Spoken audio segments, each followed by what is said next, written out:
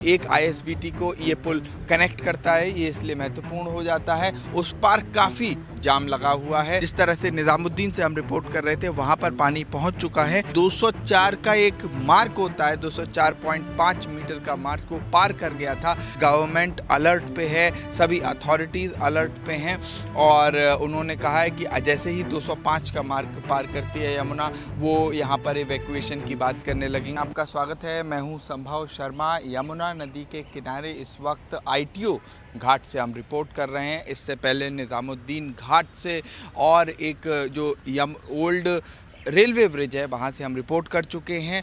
पानी का जो जलस्तर है वो दिखाने की हम आपको यहाँ कोशिश करेंगे। वीडियो जर्नलिस्ट अंकुश से कहूँगा कैमरे को पैन करके दिखाएं। जो नदी का फ़्लो है वो यहाँ साफ कैमरे में देखा जा सकता है। काफ़ी तेज़ ये फ़्लो है। हालांकि ये फ़्लो तो तेज़ है, लेकिन पानी जो ऊपर तक आ गया था, जो एक 204 का एक मार्क होता है, 204.5 मीटर का मार्क को पार कर गया था, वो कंपेयर करने से कल या परसों के कंपैरिजन से ये थोड़ा सा स्टेबल हुआ है। 204 मीटर के मार्क पर यमुना इस समय बह रही है जब हम इसे रिपोर्ट कर रहे हैं। पानी का फ़्लो काफ़ी तेज़ है। आईटीओ का ये घाट है, ये कनेक्ट करता है सेंट्रल दिल्ली को यमुना के उस पार वाले एरिया, जैसे कि लक्ष्मी नगर का एरिया हो गया और सब आगे इलाका आनंद विहार का।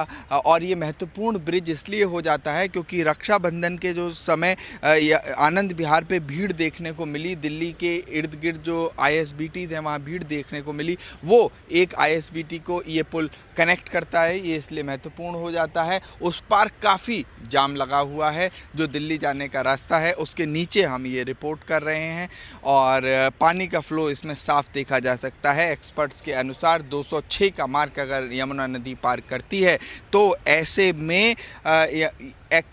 में इवैक्यूएशन जो लोगों को यहाँ से आसपास जो लोग रह रहे हैं रिहायशी इलाके में, वीडियो जर्नलिस्ट से कहूँगा पैन करके रिहायशी इलाके दिखाएं, या कुछ लोग रह भी रहे हैं। हालांकि ये इतना ऊपर तक जलस्तर नहीं आता है आमतौर पे, लेकिन अगर 206 का मार्क पार हुआ तो जहाँ मैं अभी रिपोर्ट कर रहा हूँ ये सब जलमग्न हो जाएगा। ऐसी उम्मीद जताई जा रही है कि हाँ, हो सकता है कि वो मार्क आए, इसीलिए गवर्नमेंट अलर्ट पे है, सभी अथॉरिटीज़ अलर्ट पे हैं और उन्होंने कहा है कि जैसे ही 205 का मार्क पार करती है यमुना, वो यहाँ पर इवैक्यूएशन की बात करने लगेंगे और 206 के मार्क पर इवैक्यूएशन ड्राइव आसपास के एरिया में शुरू कर दी जाएगी।